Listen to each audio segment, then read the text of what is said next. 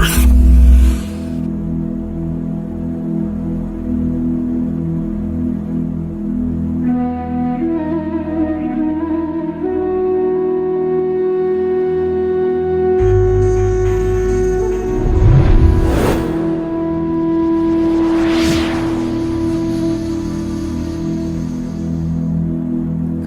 ಅಧ್ಯಕ್ಷತೆ ವಹಿಸಿಕೊಂಡಂಥ doctor Chandrashekhar ರೊಟ್ಟಿಗೋಡ್ sir ಅವರ ಮಾತುಗಳನ್ನು ಕೇಳೋಣ. ಎಲ್ಲರಿಗೂ ನಮಸ್ಕಾರ. ಮಾನಮಟ್ಟದ ಗಣಕರಂಗ ಏರ್ಪಡಿಸಿದ ಗುರು ಪೌರ್ಣಿಮೆ ನಿಮಿತ್ತ ಗೂಗಲ್ ಮೀಟ್ ಒಂದು ಕವಿಗೋಷ್ಠಿ. ಈಗಾಗಲೇ ಗಮನ ವಾಚಿಸಿರ್ತಕ್ಕಂತಹ ಎಲ್ಲ ಕವಿಗಳೇ, ಗಣಕರಂಗದ ಅಧ್ಯಕ್ಷರಾದಂತಹ ಸ್ನೇಹಿತರಾಗಿರ್ತಕ್ಕಂತಹ ಶ್ರೀ ಚಿತ್ರಾಮ್ ಇಪ್ಪಡಿಗೆ ಅವರೇ, ಈಗ ತಾನೇ ಮಾತಾಡಿರ್ತಕ್ಕಂತಹ ಶ್ರೀ ಗಣಪತಿ ಚಲವಾದಿ ಅವರೇ ಮತ್ತು ಗಣಕರಂಗದ ಎಲ್ಲ ಪದಾಧಿಕಾರಿಗಳೇ, ಎಲ್ಲರಿಗೂ ನಮಸ್ಕಾರ. ಇವತ್ತು ಗುರು ಪೂರ್ಣಿಮೆಯ ಶುಭಾಶಯಗಳನ್ನ ಸಲ್ಲಿಸಲಿಕ್ಕೆ ಸಂತೋಷವಾಗ್ತಾ ಇದೆ. ನಿಜವಾಗ್ಲೂ ಕೂಡ ಇದು ಒಂದು ಅತ್ಯುತ್ತಮವಾಗಿರ್ತಕ್ಕಂಥ ಕೆಲಸ. ಸ್ನೇಹಿತರಾಗಿರ್ತಕ್ಕಂತಹ ಸಿದ್ದರಾಮ್ ಇಪ್ಪರಿಗೆ ಅವರು ಅಳಿಲು ಸೇವೆ ರೀತಿಯಲ್ಲಿ ಸಮಾಜ ಸೇವೆಯನ್ನು ಮಾಡ್ತಾ ಈಗ ತಾನೇ ಗಣಪತಿ ಚಲವಾದಿ ಅವರು ಹೇಳಿದ ಹಾಗೆ ಸಮಾಜದಲ್ಲಿರ್ತಕ್ಕಂಥ ಅಜ್ಞಾನವನ್ನು ಹೋಗಲಾಡಿಸಲಿಕ್ಕೆ ಬುದ್ಧ, ಬಸವ, ಅಂಬೇಡ್ಕರ್ ಅವರು ಸಾರಿರ್ತಕ್ಕಂತಹ ಮೌಲ್ಯಗಳನ್ನ ಸಾಮಾನ್ಯರಿಗೆ ತಿಳಿಬೇಕು ಅನ್ನೋ ದೃಷ್ಟಿಯಿಂದ ಆ ಕೆಲಸವನ್ನು ಮಾಡ್ತಾ ಇದ್ದಾರೆ. ನಿಜವಾಗ್ಲೂ ಕೂಡ ಇದು ಎಲ್ಲರೂ ಮೆಚ್ಚುವಂತಹ ಕೆಲಸ. ನಾನು ಡಾಕ್ಟರ್ ಚಂದ್ರಶೇಖರ್ ರೊಟ್ಟಿಗೋಡ್, ಪ್ರಸಾರಾಂಗ ವಿಭಾಗದಲ್ಲಿ ಕರ್ನಾಟಕ ವಿಶ್ವ ಪ್ರಸಾರಾಂಗದಲ್ಲಿ ಸುಮಾರು 21 ವರ್ಷಗಳ ಕಾಲ ನಿರ್ದೇಶಕನಾಗಿ, ರಾಷ್ಟ್ರೀಯ ಕಾಲೇಜು ಶಿವಮೊಗ್ಗದಲ್ಲಿ 11 ವರ್ಷ ಉಪನ್ಯಾಸಕನಾಗಿ ಕನ್ನಡ ಉಪನ್ಯಾಸ ಕೆಲಸ ಮಾಡಿದ್ದೇನೆ. ಸುಮಾರು 18ರಿಂದ 20 ಪುಸ್ತಕಗಳನ್ನ ಹೊರಬಂದಿವೆ, 2 ಅಚ್ಚಿನಲ್ಲಿವೆ, 4 ಕವನ ಸಂಕಲನಗಳು ಬಂದಿವೆ. ಮೊದಲಿನಿಂದಲೂ ಕೂಡ ವಿದ್ಯಾರ್ಥಿಯಾದಾಗಿನಿಂದಲೂ ಕೂಡ ನಾನು ಸಾಹಿತ್ಯಿಕವಾಗಿ ಬೆಳೆದಿರ್ತಕ್ಕಂಥವನು. ಡಾಕ್ಟರ್ ವಾಮನ್ ಬೇಂದ್ರೆ ಇರ್ಬೋದು, ಡಾಕ್ಟರ್ ಎಂ ಕಲಬುರ್ಗಿ ಅವರ ಶಿಷ್ಯನಾಗಿ ಬೆಳ್ಕೊಂಡು ಬಂದಿರತಕ್ಕಂಥವನು. ಮತ್ತು ಇದೇ ರೀತಿಯಾಗಿ ನಾನು ಅನೇಕ ಕವಿಗೋಷ್ಠಿಗಳಲ್ಲಿ ಭಾಗವಹಿಸಿದ್ದೇನೆ. ಕವಿಗೋಷ್ಠಿ ಅಧ್ಯಕ್ಷನೂ ಕೂಡ ಆಗಿದ್ದೇನೆ ಬೇರೆ ಬೇರೆ ಕಡೆಗಳಲ್ಲಿ. ಶಿವಮೊಗ್ಗದಲ್ಲಿ ನಡೆತಕ್ಕಂತಹ ತೀರ್ಥಹಳ್ಳಿ ತಾಲೂಕು ಕವಿಗೋಷ್ಠಿಯ ಅಧ್ಯಕ್ಷತೆಯನ್ನು ಕೂಡ ವಹಿಸಿದ್ದೆ. ನಿಜವಾಗ್ಲೂ ಕೂಡ ಇವತ್ತು ಈ ಎಲ್ಲರ ಕವಿತೆಗಳನ್ನು ಓದಿದಾಗ ನನಗೆ ಬಹಳ ಖುಷಿ ಅನಿಸ್ತು. ಯಾಕಂದ್ರೆ ಪ್ರಬುದ್ಧವಾಗಿರ್ತಕ್ಕಂತಹ, ಪ್ರಬುದ್ಧ ಮನಸ್ಸಿನಿಂದ ಬರೆದಿರ್ತಕ್ಕಂಥ ಕವಿತೆಗಳು ಅನಿಸ್ತು ನನಗೆ. ಆ ಕವಿತೆಗಳಲ್ಲಿ ಅಡಗಿರ್ತಕ್ಕಂತಹ ವಿಚಾರ ನಿಜವಾಗ್ಲೂ ಕೂಡ ಜನರ ಮನಮುಟ್ಟುವ ರೀತಿಯಲ್ಲಿ ಎಲ್ಲರೂ ಕೂಡ ವಿಚಾರಶೀಲರಾಗಿ ಇವತ್ತು ಕೆಲಸ ಮಾಡ್ತಾ ಇದ್ದಾರೆ ಅಂತ ನನಗನಿಸ್ತು. ಈಗ ಗಣಪತಿ ಚಲವಾದಿ ಅವರು ಹೇಳಿದಾಗೆ ಬಹಳ ದೀರ್ಘವಾಗಿ ಮಾತಾಡಿದಷ್ಟು ದೀರ್ಘವಾಗಿ ಮಾತಾಡೋದಿಲ್ಲ. ಯಾಕಂದ್ರೆ ಅವರು ಎಲ್ಲ ಇತಿಹಾಸವನ್ನು ಬಿಚ್ಚಿಟ್ಟು ಇಲ್ಲಿ ನನಗೆ ಕವಿಗೋಷ್ಠಿ ಅಧ್ಯಕ್ಷತೆ ಇರೋದ್ರಿಂದ ಕವಿಗಳಾದಂತವರಿಗೆ 4 ಮಾತುಗಳು. ಯಾಕಂದ್ರೆ ಇಲ್ಲಿ ಹಿರಿಯರು ಕೂಡ ಇದ್ದಾರೆ, ದೊಡ್ಡವರು ಕೂಡ ಇದ್ದಾರೆ, ಕಿರಿಯರು ಇದ್ದಾರೆ. ಹೀಗಾಗಿ ಹಿರಿಯರಾಗಿರ್ತಕ್ಕಂಥವ್ರಿಗೆ ಇದು ಉಪದೇಶ ಅಲ್ಲ, ಕಿರಿಯರಾಗಿರ್ತಕ್ಕಂಥವ್ರಿಗೆ ಕಿವಿ ಮಾತು ಅಷ್ಟೇ ಅಂತ ನಾನು ತಿಳ್ಕೊಂಡಿದ್ದೇನೆ. ನಮ್ಮ ಕನ್ನಡ ಸಾಹಿತ್ಯ ಬೆಳೆದು ಬಂದಿರತಕ್ಕಂಥ ರೀತಿ ತಮಗೆಲ್ಲ ಗೊತ್ತಿದೆ. ನವೋದಯ, ನವ್ಯ, ದಲಿತ, ಬಂಡಾಯ, ಈ ರೀತಿಯಾಗಿ ಕಾವ್ಯ ಅನ್ನೋದು ಕೃಷಿ ಆಗ್ತಾನೆ ಬಂದಿದೆ. ಆ ಸಂದರ್ಭದಲ್ಲಿ ಅನೇಕರು ತಮ್ಮ ಕವಿತೆಗಳನ್ನ ಬರೆದು ಸಮಾಜ ಸುಧಾರಣೆ ಇರಬಹುದು, ಜನರ ಮನಸ್ಸನ್ನು ಹರಡಿಸ್ಲಿಕ್ಕೆ ಇರಬಹುದು, ಜೀವನ ಪ್ರೀತಿಯನ್ನು ತುಂಬಲಿಕ್ಕೆ ಇರಬಹುದು, ಹೀಗೆ ಅವರು ಕೆಲಸ ಮಾಡ್ತಾ ಬಂದಿದ್ದಾರೆ. ಬೇಂದ್ರೆ ಅವರು ಇರ್ಬೋದು, ಕುವೆಂಪು ಅವರು ಇರ್ಬೋದು, BMC ಇರ್ಬೋದು, ಇವರೆಲ್ಲ ಆ ಸಂದರ್ಭದಲ್ಲಿ ಹೆಚ್ಚು ಬರೆದು ನಮ್ಮ ಇರತಕ್ಕಂತಹ ಸಾಹಿತ್ಯವನ್ನು ಅಭಿವೃದ್ಧಿಗೊಳಿಸಿದ್ದಾರೆ, ಕನ್ನಡ ಸಾಹಿತ್ಯವನ್ನು ಶ್ರೀಮಂತಗೊಳಿಸಿದ್ದಾರೆ. ಮತ್ತು ಅದರ ಹಿಂದೆ ನಾವು ನೋಡಿದ್ರೆ ಹಳೆಗನ್ನಡ ಸಾಹಿತ್ಯ ಬರ್ತದೆ. ಹಳೆಗನ್ನಡ ಸಾಹಿತ್ಯ ಕವಿಗಳು ಕೂಡ ಮುದ್ದಾನ ಸುಮಾರು 15ನೇ ಶತಮಾನದಿಂದ ಪಂಪ, ರನ್ನ, ಪೊನ್ನ, ಜನ್ನ, ರತ್ನಾಕರ ವರ್ಣೆ, ಮುದ್ದಾನ, ದಾಸರು ಇವರೆಲ್ಲ ಬರ್ತಾರೆ. ಅವರೆಲ್ಲರೂ ಕೂಡ ಈ ಸಾಹಿತ್ಯ ಸೇವೆಯನ್ನು ಮಾಡ್ತಾನೆ ಬಂದಿದ್ದಾರೆ. ಅವರು ಸಾಹಿತ್ಯ ಸೇವೆಯನ್ನು ಮಾಡ್ತಾ ಬಂದಿರೋದ್ರಿಂದಲೇ ಇವತ್ತು ನಮ್ಮ ಕನ್ನಡ ಸಾಹಿತ್ಯ ಸಂಪದ್ಭರಿತವಾಗಿದೆ ಅಂತ ಹೇಳ್ಬಹುದು. ಮತ್ತು ಅದಕ್ಕಿಂತ ಹಿಂದೆ ಹೋದ್ರೆ ನಾವು ಮತ್ತೆ ಜನಪದ ಸಾಹಿತ್ಯ ಬರ್ತದೆ. ಜನಪದ ಸಾಹಿತ್ಯ ರಚನೆ ಮಾಡಿರ್ತಕ್ಕಂಥವ್ರು ಯಾವುದೇ ವಿಶ್ವವಿದ್ಯಾಲಯಗಳಿಗೆ, ಕಾಲೇಜುಗಳಿಗೆ ಹೋಗಿಲ್ಲ. ಅವ್ರು ನಿಜವಾಗ್ಲೂ ಕೂಡ ತಮ್ಮ ಅನುಭವದಿಂದ ಸಾವಿರಾರು ವರ್ಷಗಳ ತಮ್ಮ ಅನುಭವವನ್ನು ಅದು ಗಟ್ಟಿಗೊಳ್ತಾ ಬಂದು ಒಂದು ಗಾದೆ ಮಾತಾಗಿದೆ, ನಾನುಡಿಯಾಗಿದೆ,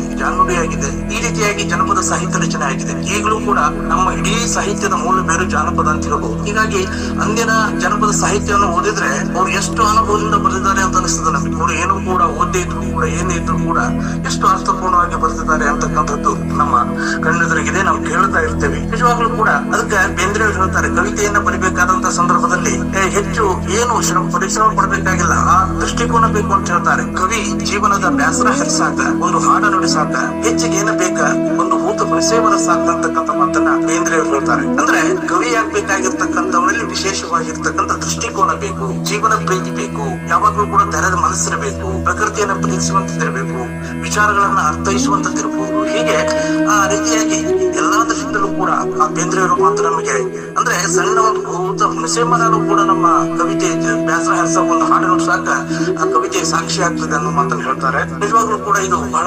ಅರ್ಥಪೂರ್ಣವಾಗಿರ್ತಕ್ಕಂಥದ್ದು. ಕವಿ ಆಗಿರ್ತಕ್ಕಂಥವರು ಸಮಾಜದಲ್ಲಿ ವಿಶೇಷ ಸ್ಥಾನವನ್ನು ಪಡೆದಿರ್ತಾರೆ. ನಾವು ನಿಜವಾಗ್ಲೂ ಕವಿಗಳಾದಂತ ಸಂದರ್ಭದಲ್ಲಿ ನಮ್ಮನ್ನು ಗಮನಿಸ್ತಾ ಇರ್ತಾರೆ. ಹೀಗಾಗಿ ಆ ಸಂದರ್ಭದಲ್ಲಿ ನಾವು ವಿಶೇಷವಾಗಿರ್ತಕ್ಕಂತಹ ರೀತಿಯಲ್ಲಿ ನಾವು ಇರ್ಬೇಕಾಗ್ತದೆ.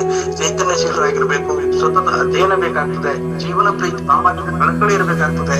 ಹೀಗಾಗಿ ಆ ಒಂದು ಮನೋಭಾವನೆಯಿಂದ ನಾವು ಗುರುತಿಸ್ಕೋಬೇಕಾಗ್ತದೆ. ಸ್ಪೆಷಲ್ ಆಗಿರುವಂತಹದ್ದು ಸ್ವಲ್ಪ ಕವಿಯಾಗಿರ್ತಕ್ಕಂಥವ್ರು. ಆಮೇಲೆ ಕವಿತೆಯಿಂದಲೇ ಸಮಾಜ ಬದಲಾವಣೆ ಅಂತಕ್ಕಂತಹ ಮನೋಭಾವನೆಯನ್ನು ಬಿಟ್ಟುಬಿಡ್ಬೇಕು. ನಾನೇ ಬರೆದಿರ್ತಕ್ಕಂಥದ್ದು ನನ್ನಿಂದಲೇ ಬದಲಾವಣೆ ಆಗ್ಬೇಕು ಅನ್ನೋ ಮನೋಭಾವನೆ ಇರಕೂಡದು. ಅದು ಮೊದಲು ಆತ್ಮ ಸಂತೋಷಕ್ಕೋಸ್ಕರವಾಗಿ, ಕ್ರಿಯಾಶೀಲತೆಗೋಸ್ಕರವಾಗಿ, ಆ ಮೂಲಕವಾಗಿ ಏನಾಗ್ತದೆ, ಅದು ಸಮಾಜಮುಖಿ ಆಗೇ ಆಗಿರ್ತದೆ ಆ ಕಾವ್ಯ. ಹೀಗಾಗಿ ಆ ಕವಿತೆಯನ್ನು ಬರಿಬೇಕಾದ ಸಂದರ್ಭದಲ್ಲಿ ನಾವು ಯಾವಾಗ್ಲೂ ಕೂಡ ವಿಶೇಷವಾಗಿರ್ತಕ್ಕಂತಹ ಒಂದು ಜ್ಞಾನವನ್ನು ಬಳಸಿಕೊಂಡು, ಅಲ್ಲಿ ಎಲ್ಲವೂ ಇರ್ತದೆ. ಕವಿತೆ ಬರಿಬೇಕಾದಾಗ ಪ್ರಕೃತಿಯ ಬಗ್ಗೆ ಬರಬೇಕಾದಾಗ ಪ್ರಕೃತಿಯ ಪ್ರೀತಿ ಅಂತಕ್ಕಂಥದ್ದಲ್ಲಿ ಹೋಗ್ತಾ ಇರ್ತದೆ.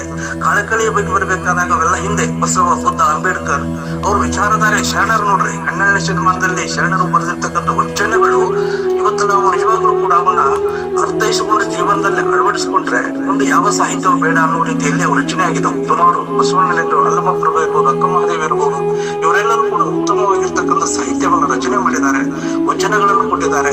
ಮುಂದೆ ಅದೇ ಪರಂಪರೆ ಮುಂದೆ ಬರ್ತದೆ. ದಾಸರು ಬರ್ತಾರೆ, ಕನಕದಾಸರು, ಪುರಂದರದಾಸರು, ವೇದವ್ಯಾಸರು ಇವರೆಲ್ಲ ಬರ್ತಾರೆ. ಮೊದಲು ಸರ್ವಜ್ಞ ಬರ್ತಾನೆ. ಸರ್ವಜ್ಞ ತ್ರಿಪದಿಗಳಿದವಲ್ಲ, ಎಷ್ಟು ಅತ್ಯಮೂಲ್ಯವಾಗಿದೆ ನೋಡು. ಬರೀ 3 ಸಾಲಿನಲ್ಲಿ ಇಡೀ ಜೀವನದ ಒಂದು ಯಶೋಗಾಥೆಯನ್ನು ನಾವು ಬಿಚ್ಚಿಡ್ತಾವ್.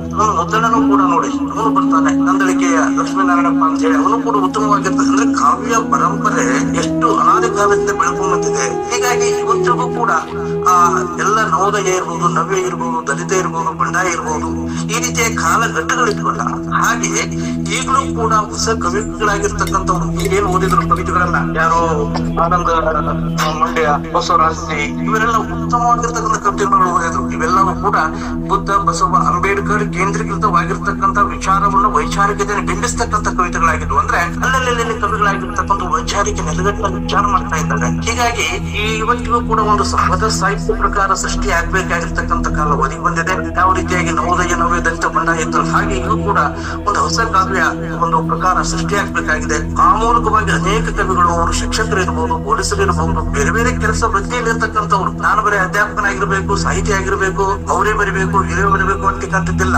ಆ ಮನೋಭಾವನೆ ಇತ್ತಂದ್ರೆ ಯಾರಾದ್ರೂ ಕೂಡ ಸಾಹಿತ್ಯವನ್ನು ರಚನೆ ಮಾಡಬಹುದು, ಕಾವ್ಯವನ್ನು ರಚನೆ ಮಾಡಬಹುದು. ಆ ಮೂಲಕವಾಗಿ ಸಮಾಜಕ್ಕೆ ಏನಾದ್ರೂ ಕೊಡುಗೆಯನ್ನು ಕೊಡಬೇಕಾಗ್ತದೆ. ಹೀಗಾಗಿ ಇನ್ನೊಂದು, ಇವಾಗ ಕವಿಗಳಾಗಿರ್ತಕ್ಕಂಥವ್ರು ಇಲ್ಲಿ ಯಾರಾದ್ರೂ ಇದ್ರೆ, ಹಿರಿಯರಿಗೆ ನಾ ಹೇಳ್ತಾ ಇಲ್ಲ, ಅವರು ತಾವು ಬರೆದಿರ್ತಕ್ಕಂಥ ಕವಿತೆನೇ ಶ್ರೇಷ್ಠ ಅಂತ ಹೇಳಿ ಇಟ್ಕೊಂಡ್ಕೊಂಡಿಲ್ಲ. ಅದನ್ನ ಇನ್ನೊಬ್ಬರಿಗೆ ತೋರಿಸ್ಲಿ, ಇನ್ನೊಬ್ರು ನೋಡ್ಲಿ. ನಾವು ಕವಿತೆ ಬರೆದ ಮೇಲೆ ಅದನ್ನು 1-2 ತಿಂಗಳು ಬಿಟ್ಟು ನೋಡಿದ ಮೇಲೆ ಅದು ಮತ್ತೆ ಪುನರ್ರಚನೆ ಬರ್ತದೆ, ಬೇರೆ ಬೇರೆ ಹೊಸ ಶಬ್ದಗಳು ಬರ್ತದೆ, ವಿಚಾರಗಳು ಬೇರೆ ಬರ್ತವೆ. ಹೀಗಾಗಿ ಈ ಯುವ ಕವಿಗಳಾಗಿರ್ತಕ್ಕಂಥವ್ರು ಈ ದೃಷ್ಟಿಯಿಂದ ಸ್ವಲ್ಪ ವಿಚಾರ ಮಾಡ್ಬೇಕಾಗ್ತದೆ. ಒಮ್ಮೆಲೆ ದಿಢೀರಂತೆ ಕವಿ ಆಗ್ಬಿಟ್ಟು ಹೋಗ್ತಾ ಇದ್ದಾನೆ, ನಾನು ಕವಿಯನ್ನು ಕಲಿಸ್ಕೋಬೇಕು ಅಂತ ಹೇಳಿ ಆ ಜನಪ್ರಿಯತೆ ಬೇಡ. ಅದಕ್ಕಾಗಿ ಮೊದಲ ಜನರು ಮಾತು ಹೇಳ್ತಾರೆ, ಬರುವುದೇನಂತಂದ್ರೆ ಬರುವ ಕಾಲಕ್ಕೆ ಬಹುದು, ಬಯಕೆ ಬರುವುದರ ಕನಸನ್ನೇ ಕಾಣು, ಅರಿಯದ ಅವನಿಗೆ ಜೀವನ ಲೀಲೆ ದೇವದೇವನ ಕೂಡ ವಿಧಿಯ ಕಾಣು. ಅಂದ್ರೆ ಬಂದಿಲ್ಲ ಮಧ್ಯಾಹ್ನ ನಾನು ಬರವಣಿಗೆಯಲ್ಲಿ ನಿರತನಾದ್ರೆ, ನಾನು ಅದರ ಅಧ್ಯಯನಶೀಲನಾದ್ರೆ, ನಾನು ಅಲ್ಲಿ ಮಾರ್ಗದಲ್ಲಿ ನಡೆದ್ರೆ ನಾನು ಕವಿ ಆಗೇ ಆಗ್ತಾನೆ. ಏನೋ ಒಂದು ರೀತಿಯಾಗಿರ್ತಕ್ಕಂಥ ಗುರುತಿಸುವಿಕೆ ನನ್ನನ್ನು ಆಗ್ತದೆ ಅಂತಕ್ಕಂಥ ಮನೋಭಾವನೆ ನಿಮ್ಮಲ್ಲಿರ್ಲಿ. ಯಾವ ರೀತಿಯಾಗಿ ಹೆಣ್ಣುಮಗಳಾಗಿರ್ತಕ್ಕಂಥವಳು ಆ ಕನಸನ್ನ ಕಾಣ್ತಾ ಇರ್ತಾಳಲ್ಲ ಮಗುವೆಂದು ಗರ್ಭವತಿ ಆದಾಗ, ಅದೇ ರೀತಿಯಾಗಿ ಇಲ್ಲಿನೂ ಕೂಡ ಕವಿಯಾಗಿರ್ತಕ್ಕಂಥವ್ರು ಒಮ್ಮೆಗೇನೆ ನಾನು ಕವಿ ಆಗ್ಬೇಕಂತಕ್ಕಂಥದ್ದು ಬೇಡ. ಇದು ಹಿರಿಯ ಕವಿಗಳಿಗೆ ಮಾತ್ರ ಹೇಳಿರ್ತಕ್ಕಂಥ ಮಾತು ಅಂತ ಹೇಳ್ಬಹುದು.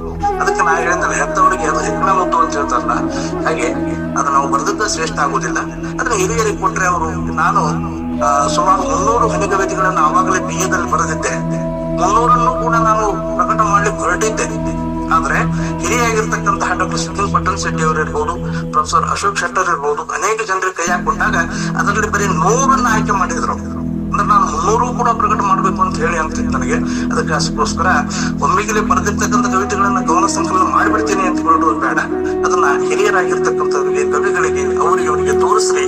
ಅದನ್ನು ತೋರಿಸೋ ಮಾರ್ಗದರ್ಶನ ಮಾಡಿಕೊಂಡು ಅಲ್ಲಿರ್ತಕ್ಕಂತಹ ಒಳ್ಳೆ ಕವಿತೆಗಳನ್ನು ಮಾತ್ರ ಮುದ್ರಣ ಮಾಡ್ರಿ. ಆಮ್ಯಾಗ ಯುವ ಕವಿಗಳಾಗಿರ್ತಕ್ಕಂಥವು ಪ್ರಾಸಕ್ಕೆ ಗಂಟು ಬೀಳ್ಬೇಡಿ. ಪ್ರಾಸನ್ನು ಇಟ್ಕೊಂಡೇ ಬರೆಯುವಂತದ್ದಾಗ ಮಾಡೋದು ಬೇಡ. ಅಲ್ಲಿ ವಿಚಾರಕ್ಕೆ ಬಹಳ ಪ್ರಾಮುಖ್ಯತೆಯನ್ನು ಕೊಡ್ರಿ. ವಾಚ್ಯಾರ್ಥ ಇರಬಾರ್ದು. ಬಹಳ ಅರ್ಥಪೂರ್ಣವಾಗಿರ್ತಕ್ಕಂಥ ಓದಿದ ಕೂಡಲೇ ಇನ್ನೊಂದ್ಸರಿ ಓದ್ಬೇಕು ಕವಿತೆ ಅಂತಕ್ಕಂತಹ ರೀತಿಯಲ್ಲಿ ಇರಬೇಕಾಗ್ತದೆ. ಹೀಗಾಗಿ ಆ ಭಾಷೆಯ ಮೇಲೆ ಹಿಡಿತಾ ಇರಬೇಕಾಗ್ತದೆ. ಆಮ್ಯಾಗ ಆ ಭಾಷೆಯನ್ನ ಯಾವಾಗ್ಲೂ ಕೂಡ ಸ್ವಲ್ಪ ಸ್ಪಷ್ಟವಾಗಿ, ಮತ್ತು ಕವಿತೆಯನ್ನು ಓದ್ಬೇಕಾದಾಗ್ಲೂ ಕೂಡ, ಇಲ್ಲೇ ಒಬ್ರು ಗಂಗಾಧರ ಜಯರಾಮ್ ಅಂತ ಹೇಳಿ ಕವಿತೆಯನ್ನು ಓದಿದ್ರು, ಬಹಳ ಸ್ಪಷ್ಟವಾಗಿ ಓದಿದ್ರು. ಬೇಂದ್ರೆಯವರು ಕವಿತೆಯನ್ನು ಓದ್ಬೇಕಾದ್ರೆ ಬೇಂದ್ರೆಯವರು ಬಹಳ ನಮ್ಮ ಮುಖಕ್ಕೆ ಅನ್ನಿಸ್ತಾರೆ. ಅದಕ್ಕೆ ಹಾರುತ್ತಿದೆ ನೋಡಿದರ ಅಂತ ಹೇಳಿ ಕೈ ಮಾಡಿ ಹೇಳಿದಾಗ ಎಲ್ಲರೂ ಆಕಾಶವನ್ನು ನೋಡ್ತಾ ಇದ್ರಂತೆ. ಹಾಗಾಗಿ ಕವಿತಾ ವಾಚನ ಮಾಡೋದು ಒಂದು ಕಲೆ. ಹೀಗಾಗಿ ಯುವಕರಾಗಿ ಕವಿಗಳಾಗಿರ್ತಕ್ಕಂಥವ್ರು ಎಲ್ಲರೂ ಕೂಡ ಈ ನಿಟ್ಟಿನಲ್ಲಿ ಉತ್ತಮವಾಗಿರ್ತಕ್ಕಂಥ ಕವಿತೆಗಳನ್ನ ಇನ್ನು ಮುಂದೆ ಓದತಕ್ಕಂಥವರು ಕೂಡ ಉತ್ತಮವಾದಂತ ಕವಿತೆಗಳನ್ನೇ ಓದ್ತಾರೆ ಅಂತ ನಾನು ತಿಳ್ಕೊಂಡಿದ್ದೇನೆ. ಯಾಕಂದ್ರೆ ಇದು ಗುರು ಪೂರ್ಣಿಮೆ ಇರೋದ್ರಿಂದ ಗೋ ಅಂದ್ರೆ ಅಜ್ಞಾನ, ಗುರು ಅಂದ್ರೆ ಹೋಗಲಾಡಿಸುವನು ಗುರು. ಈ ರೀತಿಯಾಗಿ ಆ ಗುರುವಿನ ನೆನೆಸ್ಕೊಂಡು ಈ ಒಂದು ಕವಿಗೋಷ್ಠಿಯನ್ನ ಸಿದ್ದರಾಮ್ ಇಪ್ಪರಿಗೆ ಅವರು ನಡೆಸ್ಕೊಂಡು ಬಂದಿದ್ದಾರೆ. ನಿಜವಾಗ್ಲೂ ಕೂಡ ಸಿದ್ದರಾಮ್ ಇಪ್ಪರಿಗೆ ಅವರು ಒಂದು ವಿಶ್ವವಿದ್ಯಾಲಯದಲ್ಲಿ ಕೆಲಸ ಮಾಡ್ತಾ ಇದ್ರು ಕೂಡ ತಮ್ಮ ಸೇವೆಯನ್ನ ಅನೇಕ ಒಂದು 3-4 ಲಕ್ಷ ತಿಂಗಳ ಸಂಬಳ ತಗೊಳ್ತಕ್ಕಂಥವ್ರಿಗಿಂತಲೂ ಕೂಡ ಹೆಚ್ಚು ರೀತಿಯಲ್ಲಿ ತಾವೇ ದುಡ್ಡು ಹಾಕೊಂಡು ತಾವೇ ಮಾಡ್ಕೊಂಡು ಅದು ಮಾಡ್ತಾ ಇರೋ ಸಾಮಾನ್ಯವಾಗಿರುವಂತದ್ದಲ್ಲ. ಅಂತವ್ರು ನಾವು ಹರಿಸ್ಬೇಕಾಗ್ತದೆ, ಮೆಚ್ಚಬೇಕಾಗ್ತದೆ, ಹೊಗಳ್ಬೇಕಾಗ್ತದೆ.